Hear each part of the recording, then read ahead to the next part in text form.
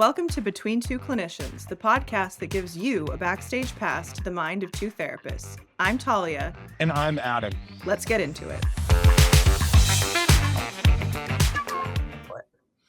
Well, let's see. When you're trying to name this thing in real time. Yeah. Well, we can talk about what we were talking about off air, and then maybe a name will come to us. Because the theme of today's episode is your question that you worked through. What was your question? And then I wonder if the title is Are you ready to be the anti-hero? Ooh, excellent choice. Yeah. So because that's what we're talking about. We're talking about owning the fact that you can't sit here and just say you're the victim. You can't say that you're just the hero, because at the same time you've operated in ways that's been hurtful. That's driven disconnect. Mm-hmm. Mm-hmm. And there are ways that you might have to change when you bring something up to your therapist, and even your individual therapist, but also in your couple relationship therapy or coaching. Somebody calls you out and it's like, oh crap, I have to change that too. And then when Adam brought this topic up, my take on it was also, okay, well, not every relationship is meant to withstand treatment. And sometimes you both get better and you fix or change what would make you the most likely at being successful. And you look at them and you're like, I don't want this anymore though. So how do I gracefully navigate and say thank you for this closed chapter and move on? So I think we'll do like a full life cycle today. Oh yeah. It's going to be 2 parts. So I think so. Part 1 is like, what do you mean when I say like, are you ready to potentially see yourself as the anti-hero? Mm-hmm. You know, we love anti-heroes when it comes to like movies, comic books, novels. We love this quality of like this broken individual. And I think that why everyone relates to it is because we ourselves are inherently broken individuals, but none of us actually want to admit that, right? Because we're so based in this, I think it's a societal structure of right and wrong. I always say, like, if you're seeking justice in your relationship, you're not seeking connection. Because like someone has to be the bad guy in that situation. Someone can't be, oh wow, that was an honest mistake. Or like, you were hurting in that. Because then that would mean I'd have to afford you the same space. And I have to say, no, it's just you. It's not me. Exactly. That's ludicrous. No, thank you. I have no idea how many times I've sat down with like consultations for couples and been like, oh, you want me to just be a balls and strikes referee? Like I'm supposed to tell you, no, you're supposed to divorce this person because you can't make this decision yourself. And you're not willing to have ownership in this decision. Mm-hmm. There are so many times where people want someone else to make the decision for them. Okay. In part, we do go to therapy for answers. I definitely think that is true. Who is the purveyor of those answers, or the person who is holding those answers? Often, and most everybody's like, it's like the meme with the possum screaming on the ground. And when I ask my therapist something and I say I don't know, and they say I think you do know, you're like, you do often have an answer inside of you. You might not like it though, and so you keep searching for someone else to either co-sign your bullshit or give you permission to do something that deep down you know that you want to do all along, or you want to hear somebody talk you out of what you're deeply desiring at your core, because we all know the impact of that. Okay, well, what does divorce look like? What does a breakup look like? What does taking accountability look like? What if I'm the youngest child and I've never had to be the one at fault or at blame? I just want to keep blaming you. I want you to change so I don't have to change. You change for me so I can stay myself. Yeah. And we don't want to hear that we're the problem in therapy. And I think it is a good thing to hear that we are a part of or entirely the problem, because problems have solutions. So we can actually work towards something rather than it being this consistent negative view of ourselves. I'm worthless. I'm broken. I can never do anything right. I guess I failed as a partner. I failed as a parent. I failed at all these defensive responses to ward off the pain of not being able to see ourselves as both a good and bad object at the same time. We like shift right into, well, if you want to accuse me of that, I'll just embody it fully. And the person's like, no, could you please just take accountability for the one thing I'm trying to ask you to do? No. It's like active catastrophizing, right? In like everything, because if it's one thing, it has to be all these things. In reality, it doesn't have to be that way. And let's now think of it. If we were treating ourselves as we wish to be treated by our spouse, would we continue to do the same thing? Because what I've really found is that most of the time, however I am being hypercritical with myself, I am quick to then project that onto my spouse. If I have to be in trouble, they have to be in trouble. If I'm feeling discomfort, they need to feel discomfort. And then like what I tell with my couples, I have to teach you guys how to fight, because currently you are only looking for hurt. That is the goal for you, seeing each other wince in pain. You're not actually looking for, can we heal together? Can we repair? Can we find a constructive way forward? You want to know why? Because that would be collaborative. And to be collaborative means I have to hold space for that person again. Mm-hmm. And it's antithetical to somewhat of a core drive that we're built as more adversaries. And if I have developed that part of me that wants to keep me safe from my partner or truly being vulnerable, then I do not want to actually collaborate, at least at minimum, I should say, on a subconscious level, at most on a conscious level, where it transcends that barrier of like, oh, I've only felt this deep down, now I'm acting on it. Yep. I don't want to collaborate with you, and I don't want to take accountability for what you're asking me to, because it pushes on my pain points, and now it's a real conversation, and now we have to tackle it. And then what if we end up liking each other and there's no friction? Yeah. And there's no tete-a-tete feelings that we have going on between us, where it's like, oh, put them up and then this, and it's a nonverbal way to almost like try to sublimate your feelings into your partner. Well, if I'm angry, I'm not doing this alone, you need to be angry too. And then we storm and criticize and this and nitpick and fix, and then the recipient is like, what the fuck is going on? Like, I was doing fine, I'm sorry you're having a bad day, but don't make this about me or our relationship. Yeah, why does a bad day in the outside world have to blow up our relationship here?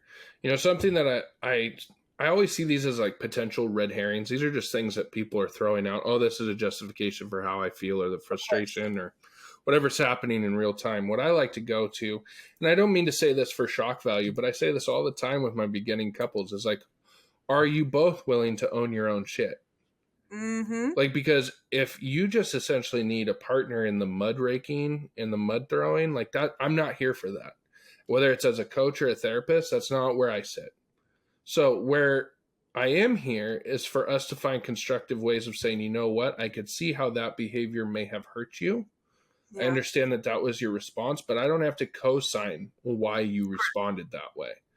Yes. Now, the trouble with this is then again, we normally revert into embarrassment, shame, guilt. It's really, I go, man, it's a childhood response. It's like when you got your hand caught in the cookie jar, right? Like whenever you were caught doing wrong. I always say we don't find our spouses, we never catch them doing good as much as we catch them doing bad.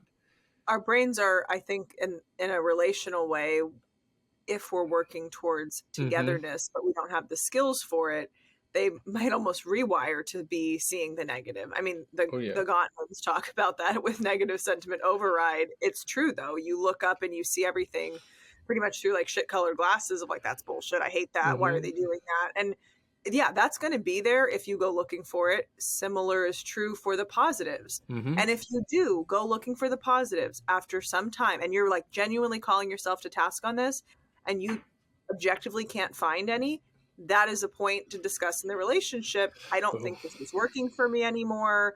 Maybe I'm not seeing it. Go see a couples therapist or specialist. Like, we're not saying, or at least I'm not saying to be that, or saying that to be overly dramatic, but there might be a time where you're like, yeah, no, it's not actually that I'm seeking the negative. I've really been trying to look for the positives, but I'm not seeing any. And that is a very real problem that couples can come across at certain seasons of their partnership.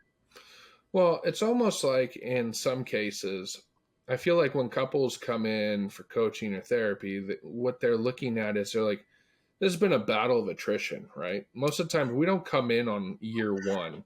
No. If anything, the research shows that it's probably going to be years like 7 to 15. I have people that come in 3 decades later and finally want to unpack. And what they do is they bring in like the Dewey Decibel system of like problems.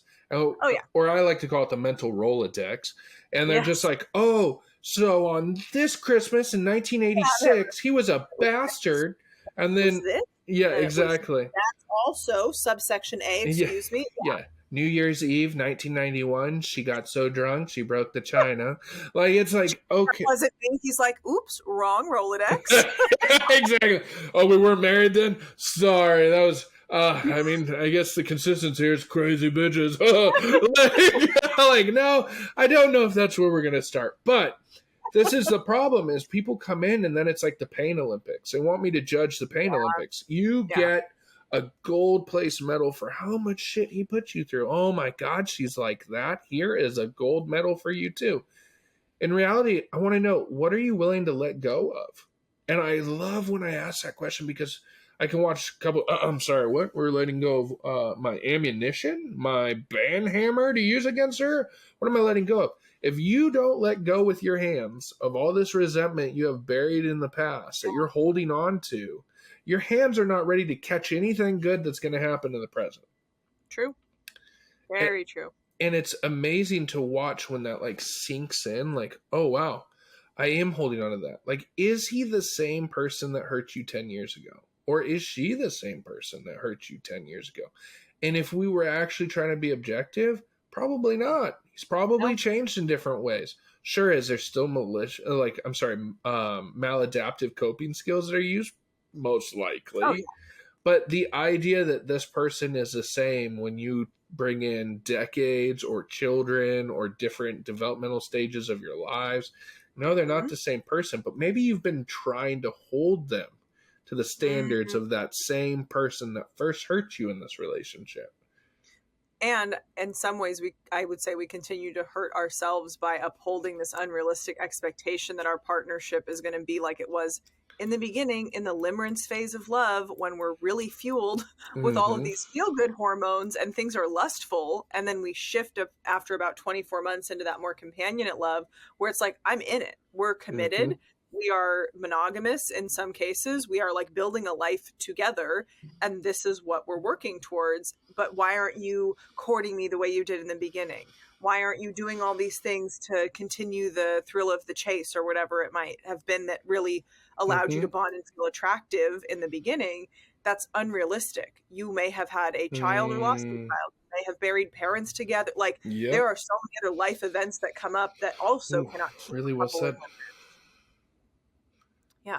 I mean, just like having you talk about that, we always go to the Rolodex of pain, right? We don't talk about the milestones. And then many times we just completely undermine the milestones. Yeah. Like they're so important and impactful. It's interesting. I feel like that also goes back to just our trauma responses, like what we decide to actually like, okay, I'm going to store that. I'm going to store when you hurt me there. I'm not going to store the idea of like when you consoled me when my mother passed away, or like what you did in these different times. I'm going to focus on that one time I asked you to please take the chicken out of the fridge. Like, and you didn't. And you didn't, you bastard. Like, it's just, I don't know. Like, where do you go when you do this work as a therapist or a coach? So when I'm working, namely with couples, but also individuals who are bringing their relationship in by way of the conversation, not literally, but figuratively, I like to help them understand as much as I can, like their individual brain chemistry, and how typically women are more hardwired to be sensitive to criticism and to have that Rolodex experience when we're in a conflict, because it's what keeps us safe. Most of the time we can override that desire to, or we don't shift into being more verbally combative or disagreeing. We'll want to keep the peace. This is not for everybody. I'm not saying that this is like every single brain ever. Just some biochemistry. Yeah. That's where the neuroscience comes in. Understanding that your brain often doesn't, but then there's something that might happen where you overcome that. You're like, you know what? No, I don't care if I'm judged for this. I am going to speak up and say something. So I help couples, namely, to understand you have differences. What are those differences, and are those playing out? What are your expectations of a relationship? And when we're talking about the accountability and am I willing to change also? And what I'm asking my partner to do, I have them, and I follow this too. Whatever you ask your partner to do, you must also do. I've worked with couples, I know, right? Shocking. the bath mat is one thing in our house, because that was always something that was drilled into me from my childhood home. When the bath mat, when you're done in the shower, is to hang it up, otherwise it gets musty. Yeah. So that's a thing, and that's a me thing that I brought in to my house, okay, or our house. And he does not like to, or does not always remember to, at least he didn't in the beginning. Yeah. Now, without fail, because I've done positive reinforcement and I've explained to him, I'm like, look, I know this is my thing, and if you don't, I'll go in and do it. However, I would like to set this template as part of the household, so future both of us do not become resentful when we're fighting over this by way of the kids. And he's like, okay, that makes sense. And I always just say thank you, even ahead of time if he hasn't done it, or thank you afterwards. So I think, and I'm that way too. Like this morning I was leaving and he's going to be back before I am. And I was like, nope, I got to do the bath mat. That's a me thing. Like I was going to leave it on the floor as a justification. Like I'm busy. And then I'm like, how many times has he probably thought that? And I've gotten on him about that. Like whatever you ask your partner to do, you also have to do yourself. And I that have to hold myself accountable. Is the worst. That will reduce a lot of conflict, because you realize how much you're trying to control, not your partner necessarily, of like, you're not allowed to go out, but it's like how much you're trying to control your environment and have them be a participant in it rather than a partner in it. Man. Yeah. So that's how I handle it. I'm like, okay, you don't like that he doesn't pick up his socks. First of all, that's a testosterone thing in the brain. If you're focused on the shower, you will see these like clothing pieces strewn about. Yeah. It's not like the rose petals we hope for, but it's like that they're not thinking about that. The goal is the goal. And then I have a lot of women, female partners of the men, who are resentful because they're going in and picking up and cleaning. I'm like, why do you stop? But that's fine if it's messy. We need to see, this is now an experiment. How many days or weeks is this going to go that this happens? Yeah. And I've had some go all the way to like 2 to 3 weeks before something happens where they're like, wow, there's like a lot of clothes around here. Yeah. So you're thinking that if you request it to be different in one day and their own internal clock is 2 to 3 weeks, we have to get on the same expectational page about this. Or if it bothers you and it's not something your partner knows to change, this is much different than like you've asked them and you're having a fight about it. If it only bothers you and you're going in and rescuing them from ever finding out how much it bothers you, you have to hold yourself accountable to that of like, look, I might have done this for 7 years where I've cleaned up after you. I'm fucking done. Yeah. It's not that I like cleaning up after you. I like a clean home, and I screwed myself over by not bringing this up sooner, but it needs to change. Like and that ownership of like, I didn't give you the actual space to make the change. I didn't allow you to actually meet my needs.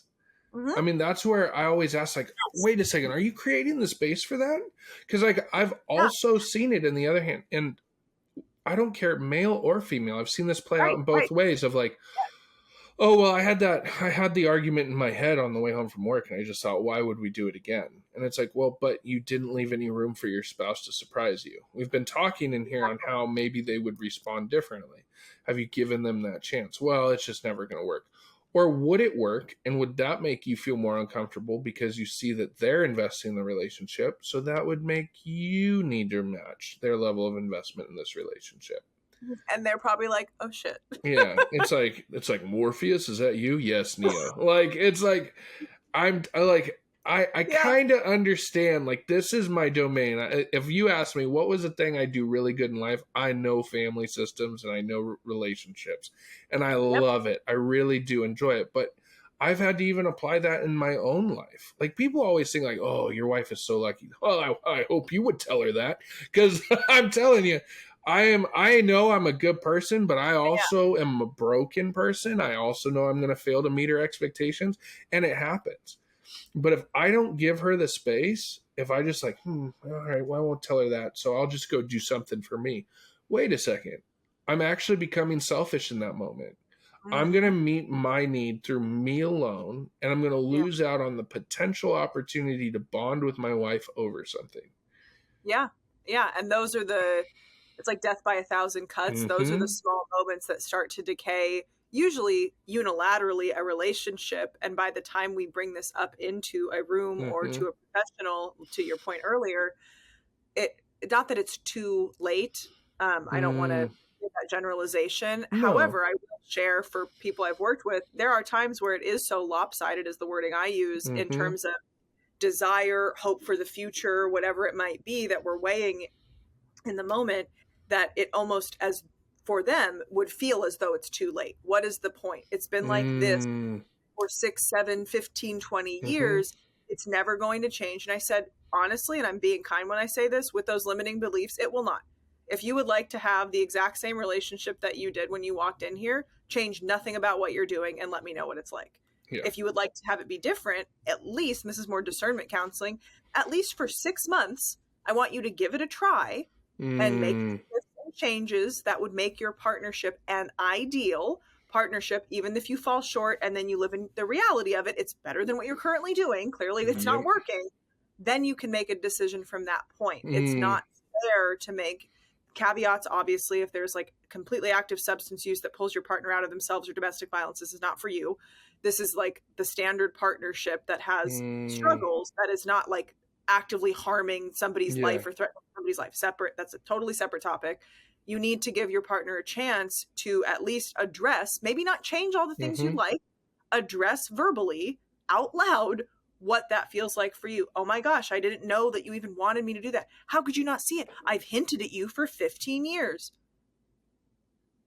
Because hinting is not an effective form of communication with any aged person. Well, yeah. Hinting is actually not you seeking communication. No. Hinting is actually playing. Read your mind, so you don't actually have to be brave enough to be vulnerable. And also you attribute, if they do it, especially without you having to ask, then that means they love you. Yeah. I've always said hinting is like playing an Easter egg hunt that you don't know has been planted. Yeah. Oh, and then being pissed off that you're like, I've went and hid all these things, haven't found shit. And you're like, it's September. I didn't get the invitation. Well, why am I looking for Easter eggs? I motioned with my eyes to the mailbox. You didn't see that? You didn't see me look at the dishes that are piling up in the sink? No. And also, if your own window of tolerance for those, again, these tasks for accountability are like 24 to 48 hours, or you like it a certain way, and this is very true of couples who don't have a new space together, which, of course, depends on what part of the world and country you live in. Yeah. I understand it makes sense to pick one that's based on maybe location or cost or whatever it might be. That will further, I would imagine, I haven't read a study on this, but I'm guaranteeing it's been studied somewhere. I would say that would further the likelihood that it will feel like a territorial shift where you're in my house or I'm in your house, even if you've been there for quite some time, because that was your space before this new person came in. Or now you have an our space, but you've still treated it like when it was different spaces and perpetuated this cycle of, well, and it's the similar with parents. When the kid does something right, it's our kid. When the kid does something wrong, it's your kid. Well, in our house, blah, blah, like you hinted it like that too, rather than it being like, hey, seeing all the dishes in the sink has me feeling like it's my job to do it all. I know it's not. And I have this really strong urge that I have to fight on a regular basis to not dive in and do it. How can we come up with a system to prevent this for both of us? Yeah. Like that is truly a good coping skill to use to give it a chance. And your partner might be like, well, I don't care. Like it works for me when you do it all.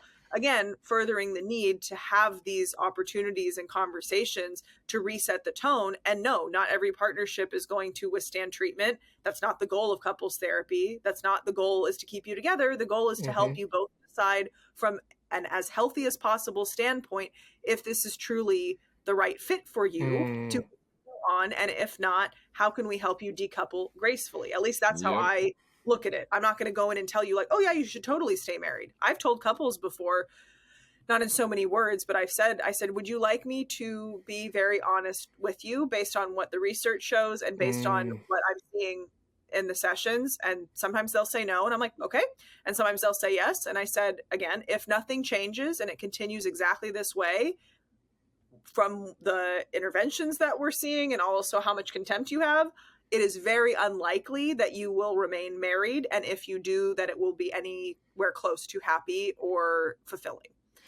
And that's not telling them to get divorced. I'm just sharing the observation. It's so funny because I was like hearing all the like clinicians firing up for you to say that, right? Like, oh my God, you like, I don't think that we're actually as clinicians called to bamboozle our clients. I don't have a crystal ball. I can't tell you how this is going to. You don't? I don't. No. I have to leave. Yeah, sorry. Like, no, but I have a salt crystal. Where the fuck is it? Perfect. So like a pink salt lamp at my house too. Exactly. Like it really puts my vibe in check. But anyways. Love the vibe. The chakral alignment. Ooh. Oh yeah. No. I gotta be careful. After Chipotle, my chakras are loose. So I'm just I'm sorry, maybe that was too much information. What I need to get back to here is the conversation at hand, which is hysterical that again, oh, you can't say that as a clinician. No, we're not saying it. But what I like to do is I do something very similar to your process, which is basically like, let me set out the paths in front of you. These are what these paths look like. The path is if we truly try to connect, if we truly are going to afford grace and space for us to at times fail, but try to repair, this is most likely what it looks like. This is what it looks like if we do this. And then if we do absolutely nothing, this is what it's going to look like, which is going to be someday you're going to step into my office and you're going to look at me and you're going to say, we're freaking tired of you, Adam, because nothing has changed in our relationship. We're full of resentment. We're in alignment now that we hate you, and now we're getting to a divorce. Like, because really, you weren't looking for a way forward. That's why I wanted to preference it. Are you ready to be the anti-hero? Are you willing to accept that there's times in the past you have hurt your spouse? There's going to be times in the future you are going to hurt your spouse. And a lot of people, oh, so they should abuse me? That's funny how we jump to absolutes. That's not what I'm talking about.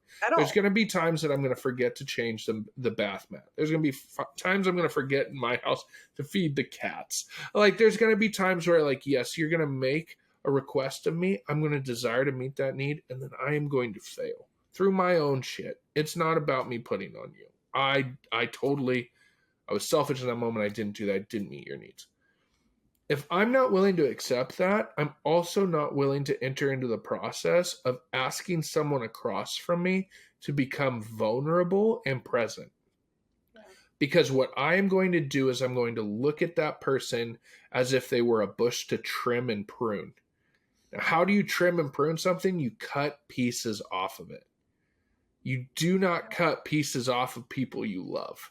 No. And if that is your answer, that, oh, we'll just trim this back and we'll trim this back, we'll make this person smaller so they fit into the hole I'm willing to provide them in my life. Oh my goodness, are you not set up for resentment, failure, unsustainability? We can go down the list. That one's never going to work. No. Yeah, no. I'm ingesting and digesting what you're saying, because that is so true, that the old trope, and I've joked about this before, men marry women hoping that they'll never change, and women marry men hoping they will change. Yep. Obviously, that's an older idiom, but I would say to some degree, even if we extrapolate it and make it more modern, there is usually a partner who is getting into the partnership and marriage hoping it will be, well, marriage is what will change them. And there's usually a partner who's like, nice, now that I'm married, I don't have to do anything different. Even if we come at it from that perspective, there is often a difference. And if we think, and we grew up in a household where you criticize the ones you love as a way of love, you try to make the person better as a way of love. Luann Brisendine's book, The Female Brain, that I've referenced before, I saw the movie version of it with Whitney Cummings as the star, as Dr. Brisendine. And there was a scene in there where if you want to watch the movie, skip ahead 20 seconds. If you don't, I'm just going to ruin it for you. One of the couples, the boyfriend broke up with her because she was always nitpicking and trying to help and fix, which is primal in us to preen and prune and like make it better as a health source, and it's a way of us staying bonded. And like you see this with like monkeys, and they're like sitting there like picking, and the guy's just kind of sitting there like, okay. And it drove him nuts, and he's like, I'm out, I'm done. So she then was interacting with her mom, and the mom was doing that to her, and it clicked. You could see it. And the mom's like, well, aren't you going to go get changed for the party? And she's like, I am changed. This is my outfit. And realized how hurtful all of those criticisms and the preening really is, because trying to perfect somebody when they have not asked you to help them with that is coming across as, at worst, hurtful, at best, unnecessary. So you're not going to be appreciated for it. And it isn't required. I think some of the most successful couples that I've seen, and from the men I've talked to and done interviews with for other research, they picked the person and Alex Hormozy actually talks about this too, but they picked the person who didn't have to change them, who they could feel themselves around. And it doesn't mean they weren't like with a partner who cared for them of like, hey, what about this instead of this? It's not like there was no offerings of difference, but it's, you didn't try to change me or make me feel badly about myself or fix me or see me as a project. You saw me as me. And we did kind of a comparative analysis, and we ended up picking each other because we get to be our own best selves and also enjoy the benefits of a relationship. And I think that's one of the differences between successful and fulfilled couples rather than the ones who are feeling like there's constantly something missing. What version of your partner did you marry? Or what version of your partner you interacted with? The real person in front of you, or this fake delusion of how perfect they could be if only they just did all that you wanted them to, or you read about, or you saw in movies. And there's this subconscious comparison in every interaction. And that leads couples into treatment. And that leads some couples to be like, okay, even if we did fix all of this, are you even going to want to be with them? Do you want to be with the project once it's completed? Like once you've built the house and you're looking at it, are you going to be like, can't wait to sell it? Or are you going to be like, can't wait to move into it? Well, no. And I can't wait to burn it down. Like this, like, so I loved it because we both used like the pruning metaphor, but in completely different contexts, right? Because like, here's a difference is like, if you plant an apple tree, are you pissed off it's a pear tree? Like what was your expectation? And so that's a difference of like, what you're doing is you're destroying the thing in front of you in attempts to make it something that in its DNA it's not. Then we have an issue there. Like I sit with a lot of people sometimes that we've gone through these processes, and then the largest thing I hear out of wives is, well, he doesn't resemble my husband anymore. And you'll be like, oh, like he's abusive or like what? And they're like, no, he's just not the man he used to be. And it's like, oh, well, please tell me. Well, he used to have self-confidence, and he used to share his opinion, and he used to do it. And you're like, used to be a man. He used to be a man, and I was like, oh, and now he's sullen, and he's reserved, and he's withdrawn. He has no opinions. He tells me to do whatever. He just doesn't seem like he's that interested in me. You emasculated him. You said that word. Like, but that's a problem. This is not just about like the body we're housed in. When you actively and sometimes recklessly do not meet your own needs and undercut somebody's chance of success or production, we do this to ourselves. We do this to our partner. Yes, like it's not good. It's not healthful. And I think that's the issue with getting exactly what you want is rarely what you want. I don't see it. Oh, I'm so glad you said that. Because you can say, if they just did this, I'd love it. No, you would love it based off of what your emotions are right now. But then when you have turned your husband into a robot, when you've turned your wife into this frantic person who just meets all your needs but doesn't share any position in the relationship, it's not what you want. It's not what you want at all. And this is that part where you got to realize, like, yeah, we all have the potential ability to be Thanos. Snap our fingers, destroy our worlds, and then go, oh, this isn't what I wanted. Well, no, this is perfection. Perfection has an inherent cost to that, which is connection. Mm-hmm. So true. I think I've like written articles, I think, or whatever. Written articles as part of the book that I'm writing too. Most people are not, they're more afraid, I would say, to get what they want because it's going to require them to be a different version of themselves, and they might not want to be that different version of themselves. As much as we say we want a partner who fill in the blank does whatever, we want I want this for my own life, but am I willing to make the investments, the sacrifices, the compromises, the choices, even just as a general umbrella, to get myself there? Yes or no? And when it comes to partnership and being the anti-hero, am I willing to hold myself accountable the way that I'm asking my partner to hold themselves accountable, or that I'm going to be holding them accountable? And can I do so in a way that's motivating, not emasculating, to myself or to my partner? Yeah. I mean, man, we've got to look at the way that we communicate. And normally it's one of the most enjoyable sessions for me is when I first sit down with a couple and I see before they're educated in the process of relational coaching or therapy, like watching them sort of spar in front of you, because their language will be very much the language they use in the house. Normally it comes swinging out with the yous, right? Or the shoulds, or what have you done to me? Mm-hmm. And we recognize, like, after a while, once both sides able to sort of unload, per se, I guess that's a terrible way of saying it, but when they sort of get into this experience of like, oh wow, we've invited someone into this process, they see us in our realness, and then understanding, like, I'll be the person raise a hand. Objectively, how did you guys want to connect with what you just said to each other?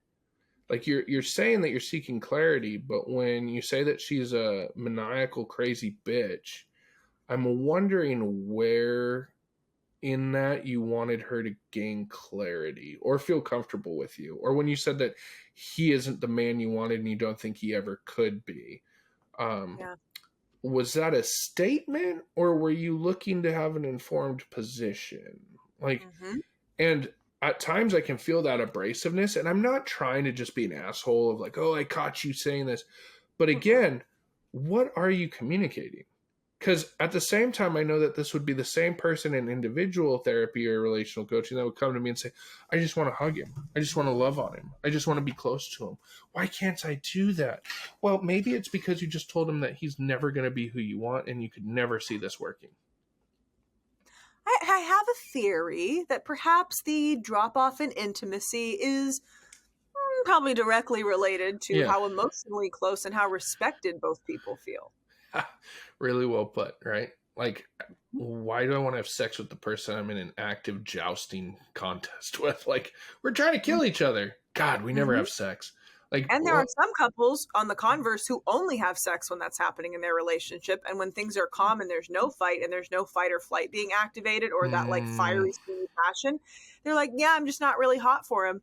Like, I kind of like it when they fight with me verbally or make me guess where I'm at. It is like, crazy that, like, we mistake passion for toxicity, right? And like, and we're like, oh, we have such tremendous chemistry. You mean chaos? You are able to build chaos together, but like, it's not chemistry. Wrong word. But like close. But you sit back and you go, well, wait a second. Let's have a conversation though. When you say you desire this connection, how am I asking for it? How am I actually, I always say we have to cultivate this, and to cultivate it means that we have to put work into it.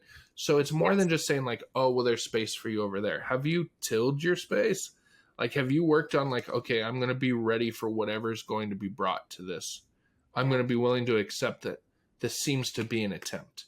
Because that's probably the other like high stakes argument is like when we do engage in like, okay, I'm going to attempt. Like, yeah, that was fucking shitty. It's like, wait a second, what? Like, it's better than nothing, right? Like, but it wasn't perfect. I've been thinking for 5 years how he would come and apologize for that.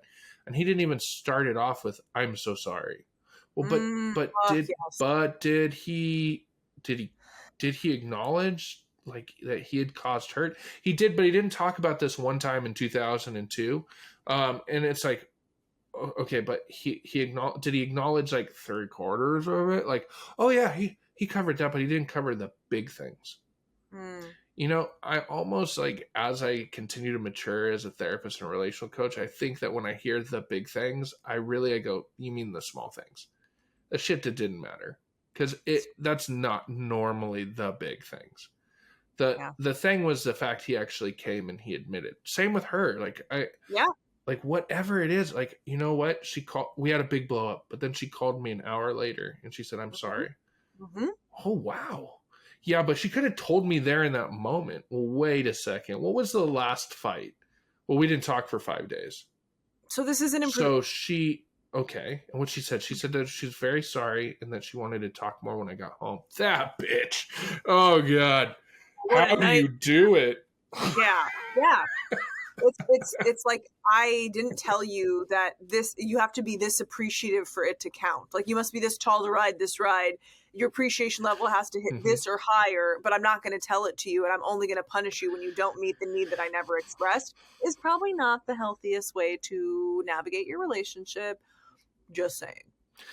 Yeah, bigger question I have for you. Would you even forgive yourself? If you were calling yourself an hour later, would you forgive yourself? Because if you can't answer me that question, if you wouldn't be willing to provide yourself with grace, you sure as hell ain't going to provide someone else with grace. You're not going to allow it. Because again, you're stuck in the justification of like, this is justice. It's right or it's wrong. No, how about it's an imperfect world? There's a lot of hurt. We make mistakes. But I can tell through this person's intentions, this isn't just enabling them. They're desiring to build connection with me. But I think that you brought up this great point at the beginning of this conversation of like, but Adam, there's a part 2. Like, so where, lead us into part 2. I mean, we have plenty of time. The part 2 of this is that not every relationship is meant to withstand treatment. Not every couple relationship will survive couples therapy, because that's not the goal of even some couples who come in. They're like, look, we want a consciously uncouple. We want to work on co-parenting. We don't want to be in a relationship anymore. So there are times where the goal clearly is to not stay together. And there are other times where couples come in wanting to make the relationship more enjoyable, to make it better, to fix things, etc. And inadvertently, one's caveat, if they have done all the work or most all the work, or they're starting on it, they arrive at new healed versions of themselves and their relationship partner, and they're forced or invited, I would use more loving terms, they're invited to look at each other now and make a decision. Do you stay or do you go? And I would say there's a big shift in couple relationships where the reasons you got together may not be the reason that you're staying together, or maybe the reason now you would never be together.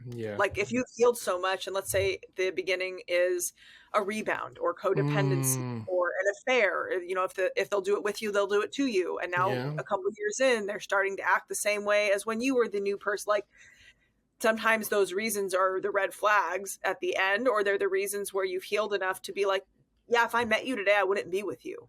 And that's usually the question that I don't tell them to answer that. I just ask them to think to themselves, if nothing changes from this day forward, would you want to remain in this partnership? I don't make it about people, but if the behaviors and the feelings were consistently going to be like this, would you want to remain in it? If yes, there's one path. If no, there's one path.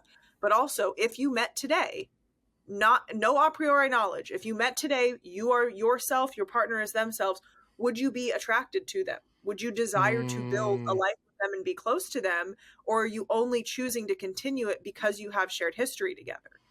It's easier to frame this with friendships. We don't talk about friend breakups as much as romantic ones, but they happen too. I've outgrown a friendship, but I feel obligated because of some dynamic that we've been friends for so long.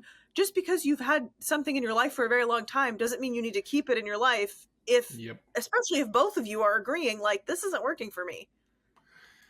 It's so funny because you bring this up and there's like 2 thought processes. Some people go, well, you're a shitty marriage and family therapist if you're even thinking about this. Then like I've had it go the other way where people are like, Adam, you're a Christian. How could you?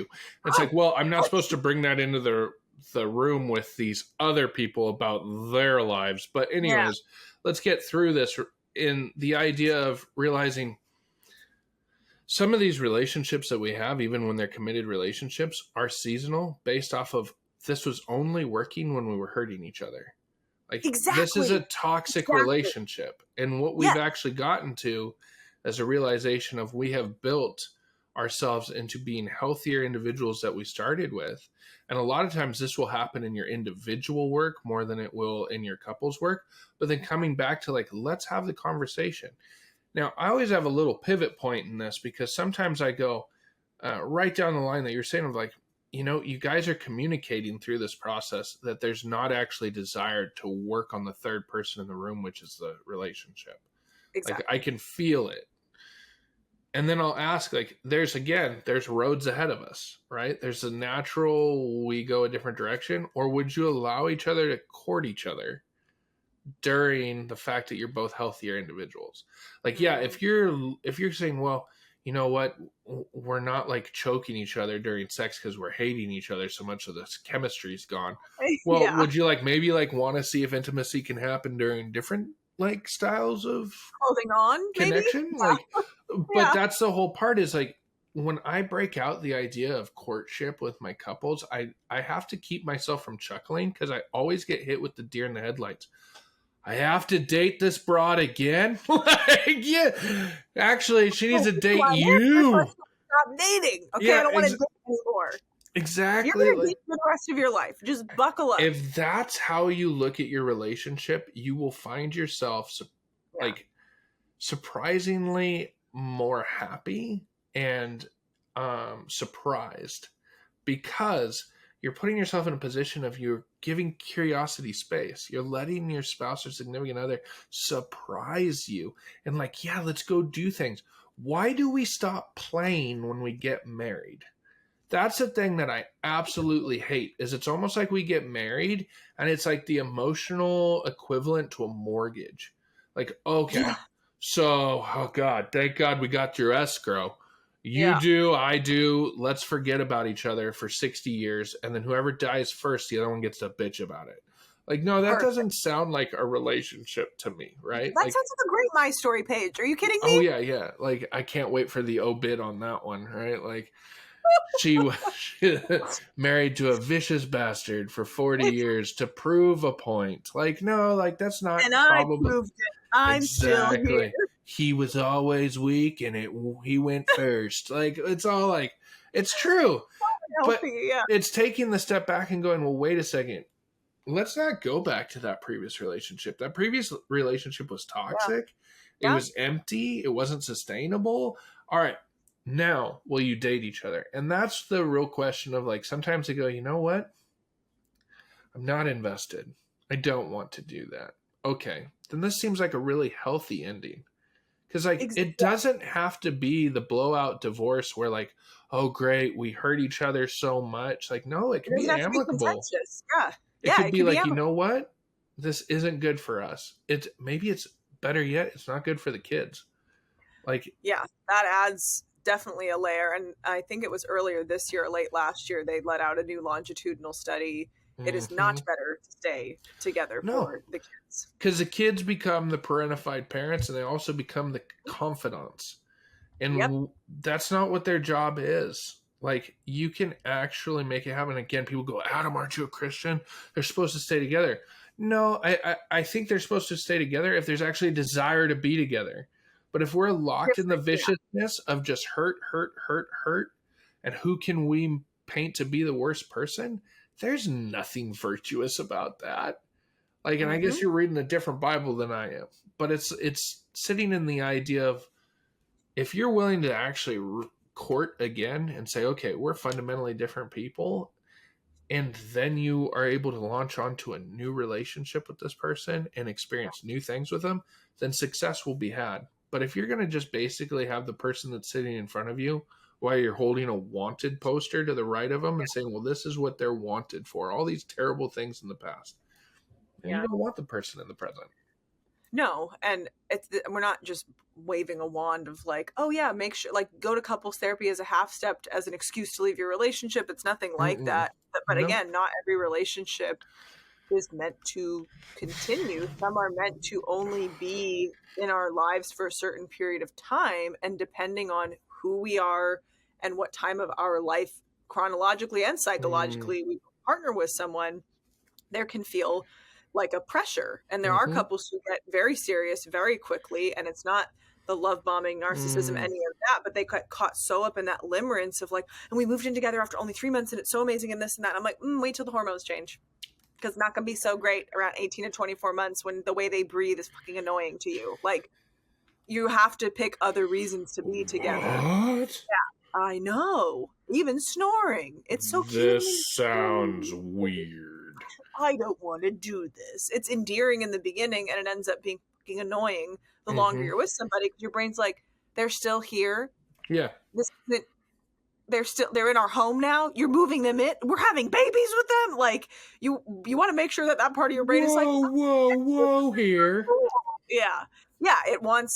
We all want our autonomy and our independence to varying capacities. Like that is, some people don't want a lot at all. They want a lot of closeness with others. And some people want a ton of autonomy and independence and not a lot of closeness with others, even deeper than like the attachment systems, or I guess on top of the attachment systems. And when you're going into couples therapy, hoping for it to save or salvage or fix or make different something that truly it's run its course, I know it can be painful. Yep. I know it can be painful to look somebody in the eyes and say like, this can't continue anymore, or I foreseeing the future by my own life. It's not catastrophizing. It's genuinely taking a look at, we've been together X amount of time. We've been in treatment X amount of time. It's 6 months to a year, let's say, and you're like not seeing the changes that they've told you that they would make. Like there's nuance to this. It is incredibly painful to look in someone's eyes that you've built a life with, to whatever degree and however many people or not have come out of that life you've built together, and look at them and say like, I can't do this anymore. Or if I stay, and this is the question I ask every single couple or partner that I'm working with, if you stay, who will you be? And then who will you not become? Oof. And you have to be able to sit and answer those questions. Will I be someone who is a loving partner? Will I become a parent? Who do you get to be if you stay? And who will you not become? A light. I won't become an artist. I won't become everything I've wanted to ever be in life. I won't become a wife because they're telling me they don't want to get married. I won't become a mom because they're telling me they don't want to have kids, which everybody has a right to. Yeah. But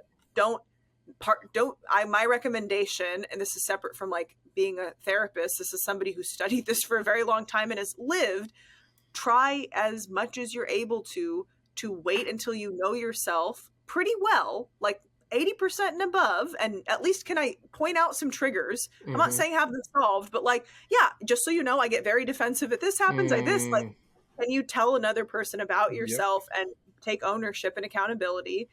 And have you done enough of the work that you can discern when you're vetting somebody in dating or partnership, if this stays and nothing changes, who will I be and who will I not become? And sometimes that's a positive thing. I won't become somebody who is lonely. I won't become somebody who is single forever. Like this can go both directions. But most of the time people are like, yeah, I'm not going to become everything I meant to be if I stay here. And that's not, we get one shot at this as far as I know. And that's not something I'm willing to forego.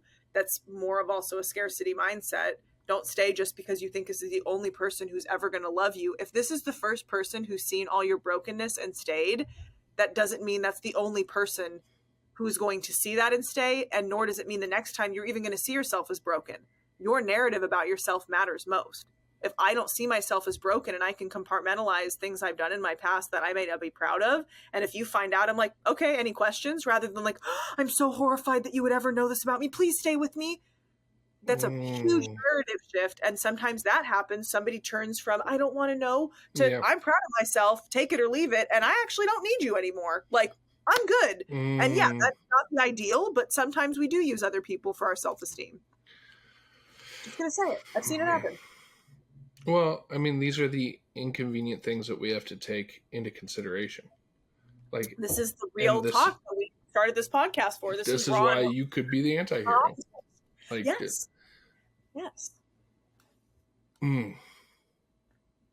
Well, dang. I think that's pretty much it. I think that's the mic drop. That is the mic drop. Yeah. I mean, so thank you for everybody who got this far. Yeah, thank you for everyone that stuck it through. But I mean, realize that we moved really quickly through something that normally takes 6 to 8 sessions to process. Easily. Minimum. And like, so you heard us talk really quickly in situations that we've already experienced. So maybe this has been enlightening to you. Maybe you're sitting there and you're like, well, what the heck do I do with this? I always say awareness is nothing without action. So now is probably the time of like, maybe it would be good for you to document in what ways maybe I'm not allowing my significant other to meet my needs. What do I maybe do that would be incongruent of what I ask my spouse or significant other? God, I want to feel closer to you. But then what did I say about some of the last conversations we've had. What happens when I tell my spouse, you're the biggest piece of shit, or I can't stand you, or no woman would be here, or, turn around and you're, again, a bitch. Go through the lines. You guys know them better than we do. What words you use to hurt your significant other. Yeah. Now, truly ask yourself, trying to be objective, how does that invite them to come closer? How does that invite them to have more lines of communication with you? I feel like there's a ton of sadness when I sit down as a relational coach or as a therapist and recognize that there's two people that love each other to like death, but we have pigeonholed each other into not allowing ourselves to nurture one another. Because we got stuck in that thought process of, well, if I try to meet his need or I try to meet her need, then that's me losing. Is it you losing to recognize that they're an emotional being, or to just acknowledge that, like, wow, that was really shitty? I remember a couple I was working with, and like we were making some headway, but then out of nowhere he had lost his job. And it wasn't like he wasn't working hard. It was just a layoff, right?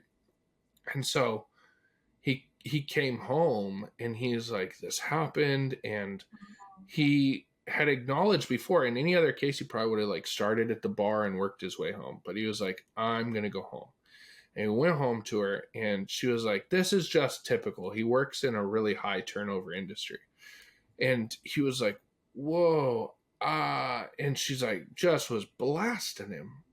And again, in the past, all makes sense. He had these different maladaptive coping skills of himself.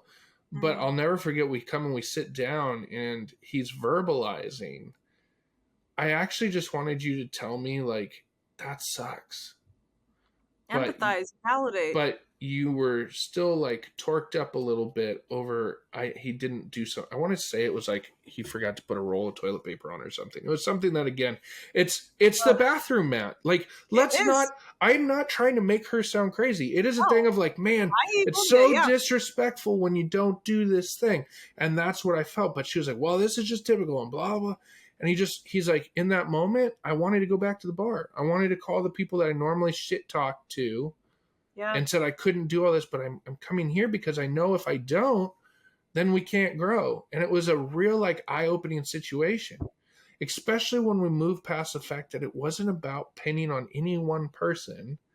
Oh yeah, you didn't meet his needs, you're a terrible wife. That wasn't the takeaway. The takeaway is like, dude, sometimes I can just be empathetic no matter what's happening with my spouse. Yeah. Like, I don't have to get the aha moment out of it. Yeah, you don't always need to know it up here, understand it in here to exhibit the empathy and validation. Does it make it easier? I'm sure. Is it required? No. I think that you could mimic it. And even if your partner was like, I'm going to share something with you, literally all I need you to do is say this line and hand them a note card. I could take a script. I'm cool with that. Or I can double check. What would be something you want me to say? Do you want me to say anything at all? How can I hold space? You don't have to be a trained therapist to be able to understand, like, it's empathy or divorce. Like, do I want to be with this person or give it a chance? Or do I want to be alone? Because you need to have these skills in a partnership, especially when you don't understand what they're going through, to still sit with them and be like, you sound frustrated. I hear that. I get that. And it costs you nothing to do that. It costs you everything to be experienced as a person you don't want to be experienced as in your relationship. So true. Ugh, chills. Full body chills. So good. Well, so that's your daily dose of freedom. like we've got... Like, I never want to be in a relationship. Somebody joked with me after listening to the other podcast. She's like, I was listening to... and I've heard this before. I was listening to it and I just thought to myself, like, why does anybody get in a relationship ever? This is such hard work to undo. And I was like, it's worth it though. Like, it's worth it. It is. It's extremely rewarding. Yes. But very true. Yes. Yeah. Well, thank you everybody for listening. If you have questions, you can DM myself at Talia Bombola or Adam at Wild Ethos Counseling. Or you can email us at, I think our email address is ask@betweentwoclinicians.com. And we'll see you next time. Yes, it is. See you guys.